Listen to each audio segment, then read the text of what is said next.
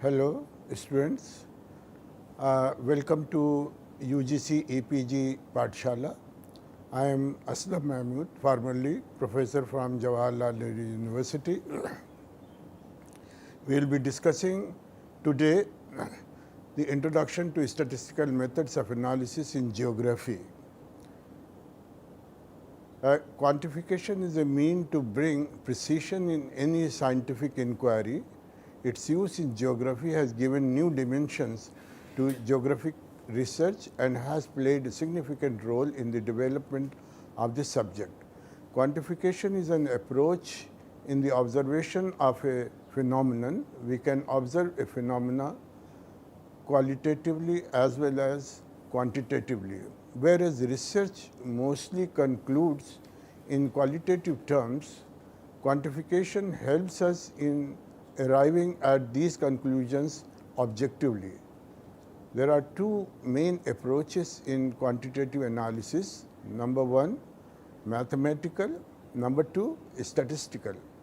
Mathematical methods include those tools and techniques like algebra, geometry, calculus, and matrices, etc., which are suitable to the phenomenon where the responses are exact in nature. Such responses are mainly found in laboratory experiments of natural sciences. Since these responses are exact in nature, a single experimental trial is sufficient to get the result. For example, if we are interested in finding out the specific heat of copper, that is calories of heat required to raise the temperature of 1 gram of metal by 1 degree centigrade, we can carry out an experiment once and take the reading to get the results. Only one response is sufficient to get the result. There is no need of repeating this experiment due to the fact that any repetition will give the identical results, either today, tomorrow, or any other place. On the other hand, statistical methods which are based on principle of aggregation, on the contrary, are suitable to the phenomenon where the responses are not exact in nature. Such phenomena are mainly found in social and behavioral sciences, where human beings are the respondents. In social sciences, if we observe a phenomena repeatedly, it may not give identical results. Every response will differ from the other marginally. Reason being that human responses do not work like machines of the laboratory. Human responses follow social laws which are superimposed by some behavioral elements also, whereas the response of a social force may be identical for all the similar people in the society. The behavioral response vary from individual to individual, causing element of error in the responses. No single response therefore give the accurate results, and tools of mathematical methods of analysis do not help us due to the presence of this element of error term. Statistical methods help us in finding out the underlying correct response by minimizing the error with the help of the theory of aggregation. Theory of aggregation: as in human responses, underlying true value is being superimposed by some element of error. Final responses will vary from individual to individuals. Thus, if true value of an individual response is xi superimposed by some error term, say mu I, the final response xi will be the sum of the two, that is xi, that is capital Xi, is equal to small xi plus mu I. The error term mu I is supposed to be caused by so many behavioral factors that cannot be predicted, and hence is called as random error with the following assumptions. Number one, it is not large. Two, it operates both in positive as well as in negative directions.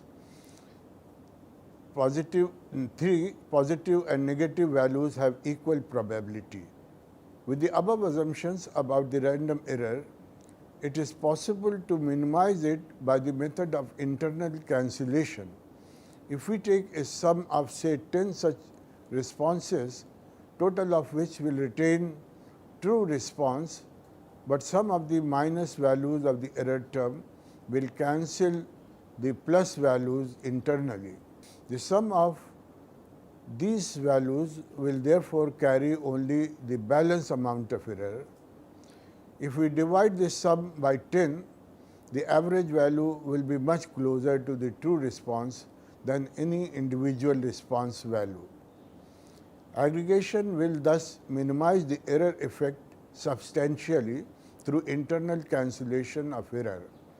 The major role to be played in the theory of aggregation is the third assumption, that both positive and negative values will operate with equal probabilities.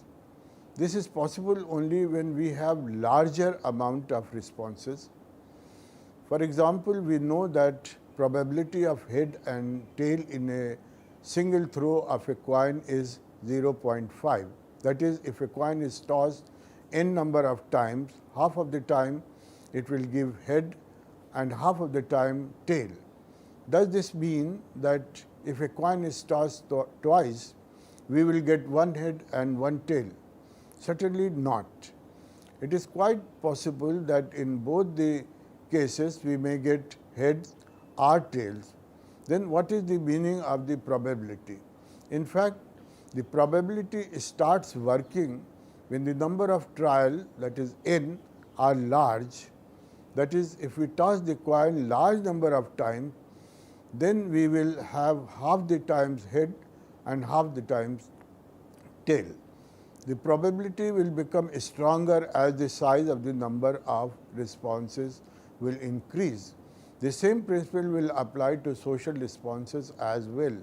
If we have large number of responses, the probability that half of them will be carrying positive random and half will carry negative error will become stronger and stronger as the size of the response will increase.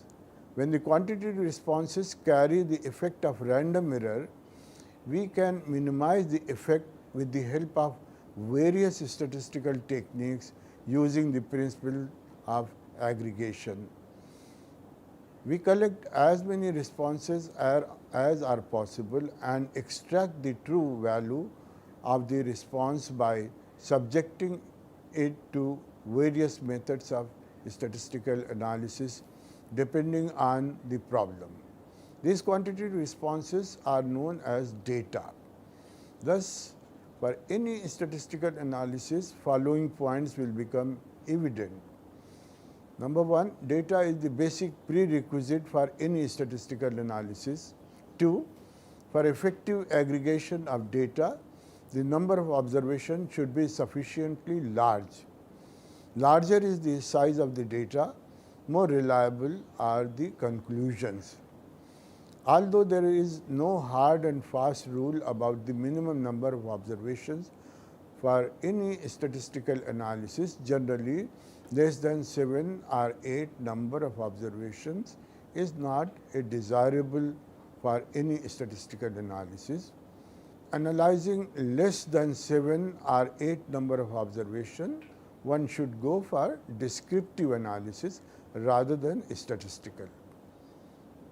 Data. Statistical methods relate to the techniques of extracting meaningful inferences from the real world situation manifested by different types of data.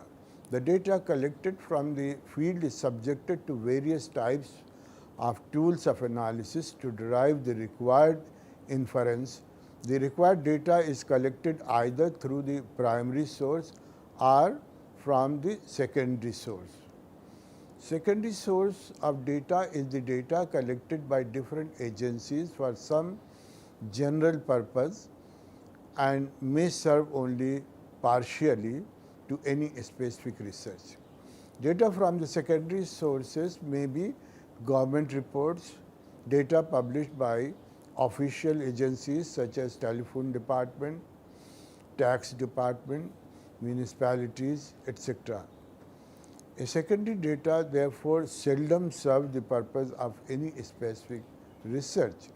It is generally supplemented by the data collected by primary source from the field.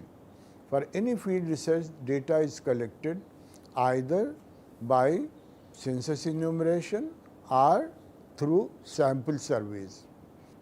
Researcher has to choose the method of data collection as per the resources at his or her disposal. Number 1, census enumeration. When the data is collected for each and every observations included in the study area through an exhausted or complete enumeration, it is known as census enumeration.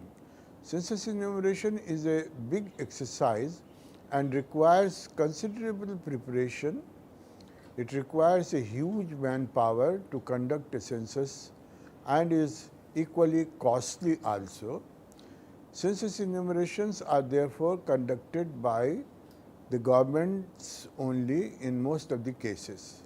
We have population census, economic census, agricultural censuses, etc. in India with some fixed periodicity. Sometimes we also have even census of tigers and other endangered species of wildlife conservation, etc. Since census enumeration is complete enumeration of the study area, it is necessary that the area to be enumerated has to be demarcated completely, which is known as the universe or the population of the study. The universe or population of any study will be decided by the research problem itself.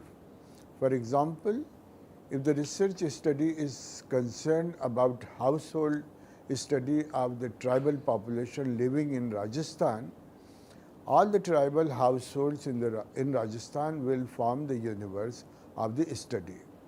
However, if the study is limited to only one tribe, say Bhils of districts of Jaisalmer, all the Bhil households living in Jaisalmer will form the universe. Similarly, universe could be the agricultural farms of a district or of a region. It could also be the workers in the textile factories of Maharashtra or sewage disposal plants of cities of a region, etc. Questions are developed to be asked to the respondents, written on a paper known as questionnaire. T of enumerator goes to the field area of the study to get these questionnaires filled by asking the questions from the respondent. The answers are noted down on the questionnaire and become part of the data, which is later subjected to various types of statistical analysis. All the statistics like mean, median, standard deviation, correlation, regression coefficients, etc. related to census data are known as parameters of the universe. Second, one sample survey. Census enumeration gives the true picture of any ground reality. If the ground for which data is to be collected is large, it will take longer time, will always be very expensive, and will also require large number of trained investigators, and preparation for it will be quite difficult. Sometimes when researcher has only limited time and resources available to him or her, will not be able to afford a heavy cost of census enumeration and will also be not in a position to wait for long. In such situations, most of the researchers prefer to go for a time-saving technique of data collection known as sample surveys rather than census enumeration.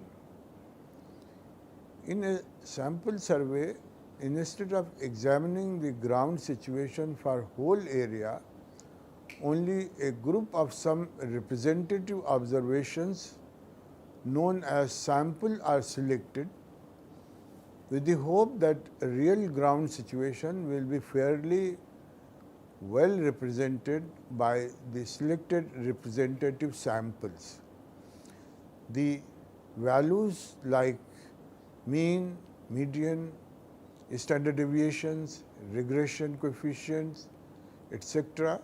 related to sample data are known as statistics of the samples. Powerful theory of sampling has been developed to draw inferences about the parameters of the universe from these sample statistics. A properly selected sample saves considerable time and resources of the researchers, but if the sample does not represent the universe, the whole exercise will go waste. It is therefore important before the analysis of the sample data to ensure that a sample drawn from a given universe is a proper representative of it. A sample can be drawn in several different ways. Which method of sampling will make it most representative of the universe will depend on the structure of the universe of the study. Nature of statistical method. Statistical analysis starts with basic descriptive analysis of given data collected either through primary or through secondary source. To start with, the data is available to the researcher is in the random order, scattered on questionnaire. Before giving any serious dimensions to the findings of the study, it is important for the researcher to give introduction of the situation or area, which is possible only when the data generated is transferred to a systematic and manageable form. Statistical methods of tabulation, graphical representation are helpful in this regard. Descriptive statistics also helps us in visualizing the data in its integrated form with the help of its frequency curve and highlighting its differences quantitatively also with the descriptive statistics like central tendency, dispersion, etc. At next level of statistical analysis, we learn as how to study the uncertainty with the help of the theory of probability and how to make comparison between two universes with the help of their sample statistics. We also learn to handle and measure the level of uncertainty in accepting or rejecting a hypothesis. Second stage of statistical analysis consists of the bivariate analysis, in which we are exposed to the empirical methods of studying relationship between a dependent and an independent variable. The cause and effect relationship is further elaborated through bivariate regression analysis. Bivariate regression analysis is further extended to the analysis of multivariate regression analysis of one dependent variable and several independent variables. With the advent of high-speed computers and software packages of various computer programs of many important statistical techniques, their application has become very simple. However, knowledge of matrix algebra is found to be helpful in using these packages. A working knowledge of matrix algebra therefore will be of an advantage to our student. Some modules on matrix algebra, simplifying its uses in geography, etc. are given. Variable and constants. A data related to different variables is the basic input to any statistical analysis. It will be useful to understand the nature of different kinds of variables and constants. Constant. Constant as opposed to variables which do not change. There are certain characteristics whose value do not change even if we take several repeated observations, such as length of a meter, minimum voting age of people of India, age of senior citizen, atmospheric pressure at different points around an area, etc. The characteristics whose values will not change at repeated observation are known as constants. Variables, those characteristics whose values vary from observation to observations, are known as variables. Variables could be qualitative as well as quantitative. Qualitative variable. A qualitative variable is one which do not vary in terms of quantity, but varies in terms of its non-numeric attributes only, like color, red, yellow and green, etc., gender, male, female, type of soil, black soil or alluvial soil, and so on.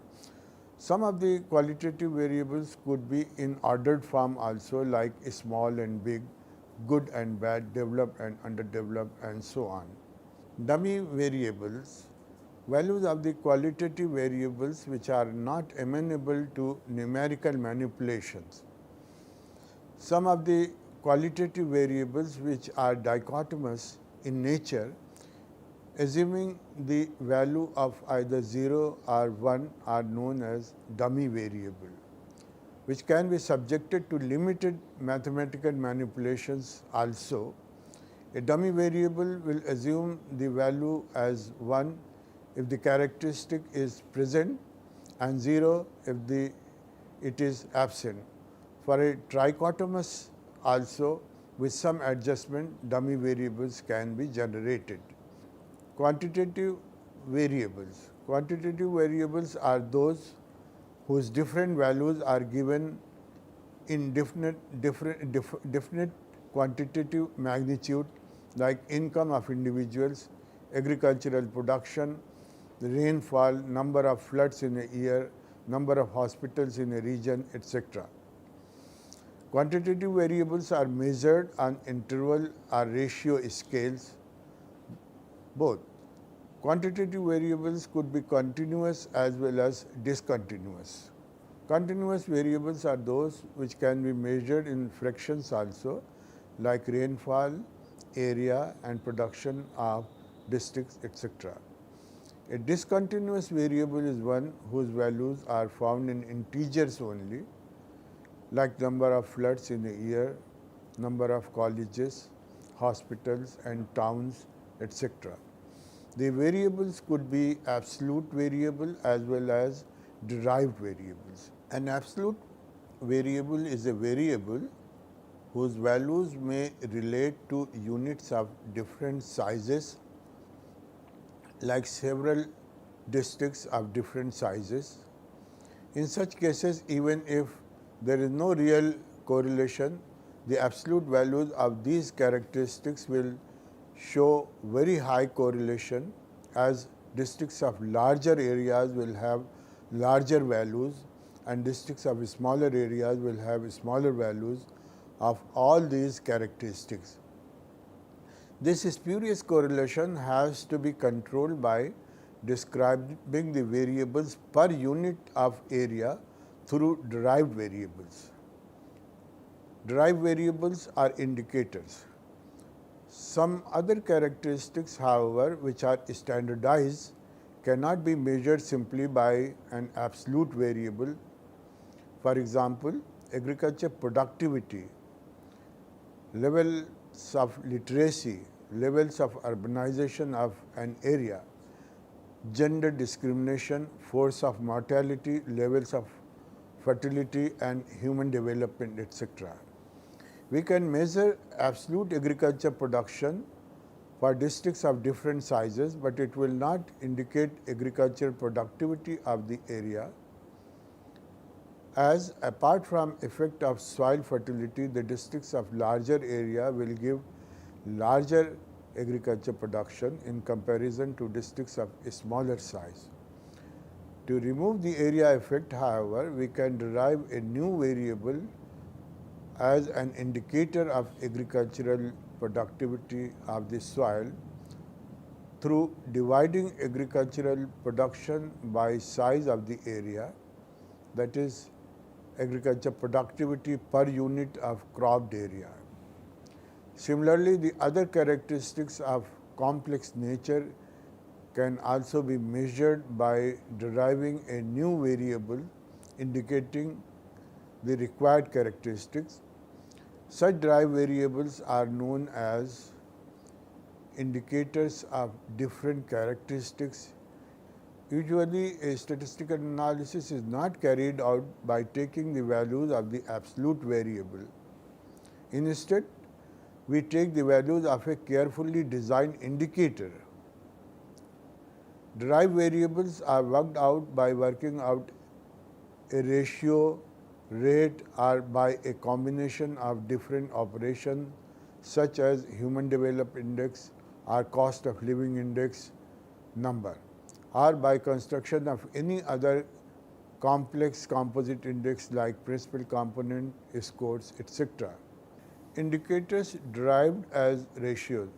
Whenever we take a variable for a unit of observations of different sizes, we must remove the size effect by dividing the values by the size of the observations and work out the ratio of the value of the variable to the size or value of the variable per unit of the size.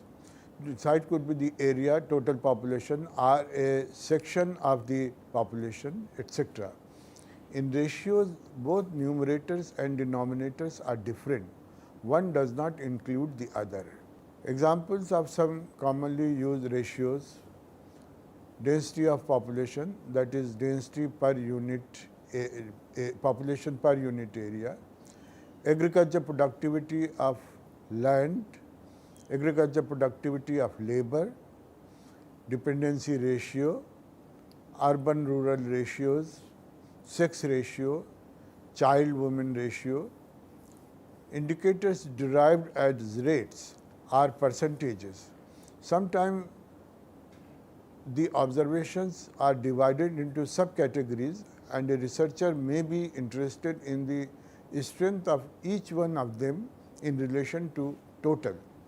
In such a case, we can derive the variables by taking the share of each one of them in proportion to the total. The proportion of each category can be worked out by dividing the value of each subcategory by the total. Sum of the proportion of all subcategories will be automatically 1. If we multiply each proportion, we get the percentage share of each subcategory and the summation will be 100.